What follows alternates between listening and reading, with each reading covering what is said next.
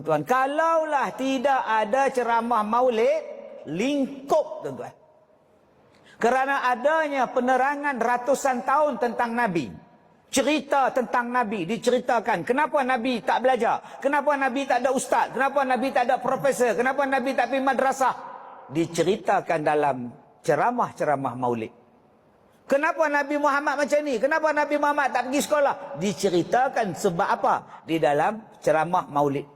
Kenapa yang Allah Ta'ala ciptakan kita? Diceritakan di dalam kelas-kelas tasawuf, kelas-kelas tauhid. Dan kelas-kelas inilah yang orang benci sekarang. Kelas yang melibatkan akidah, sifat 20, orang benci. Kelas yang melibatkan tasawuf, orang benci. Dan ceramah maulid, orang benci. Mereka nak menjadikan kita ni tuan-tuan berani mempertikaikan agama. Sebab tu tuan-tuan jangan terpengaruh dengan golongan ni. Sampai boleh kata sambutan maulid ni Nabi tak pernah buat. Pasal apa yang Nabi tak buat, sahabat tak buat?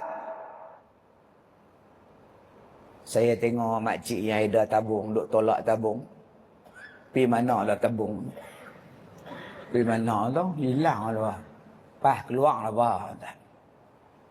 Pas keluar lah bah. Berapa ramai tak masuk? Bukan tak masuk masjid.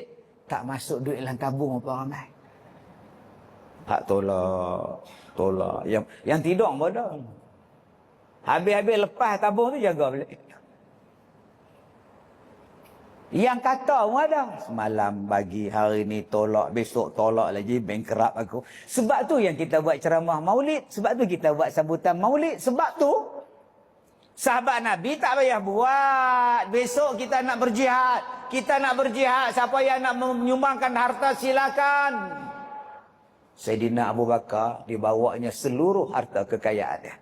1 sen pun tak tinggal di rumah. Tuan-tuan nak suruh Abu Bakar sambut maulid. Nak sambut apa lagi? Sekali sedekah semua. Umar Al-Khattab sekali sedekah setengah. Abdul Rahman sekali sedekah beratus ekor unta. Kita nak bagi kambing korban pun 30 tahun sekali. Nak sampai tu. Sebab tu mereka tak payah buat dah. Yang kita ni kena buat.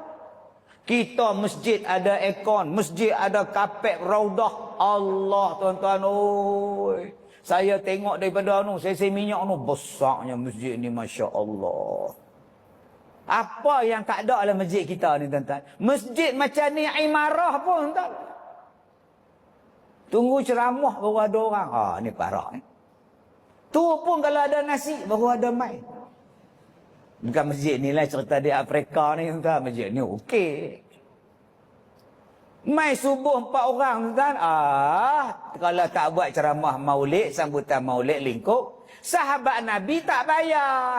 Sebelum masuk waktu dah sampai. Sebelum orang azan dah sampai. Yang kita di tuan-tuan azan dah 20 minit dah. Siapa tu imam lah? Dah lah tu imam tak mai dah. Jemaah pun tak ada. Nak tolak jadi imam pun susah. Tu imam cuti bersalin. Dia bukan dia bersalin, isteri dia lah. Siapa jadi imam? Tok Bilal cerdik, dia pegang mic siap-siap. Dia cuk mic lah. Siapa nak? Tengok satu Pak Ji baru balik daripada umrah. Allah tu Haji ambil berkat imam, berkat imam. Dan batuk Pak Ji tu. Tadi duk elok nyembang bawah, bila masa dia batuk. Batuk. Tak apa kalau hang batuk, minum selalu tak apalah. Minum lo terada rahat lo. Hilang dah batuk. Aku ni COVID. Lari dengan tutup bilai kali tuan ni.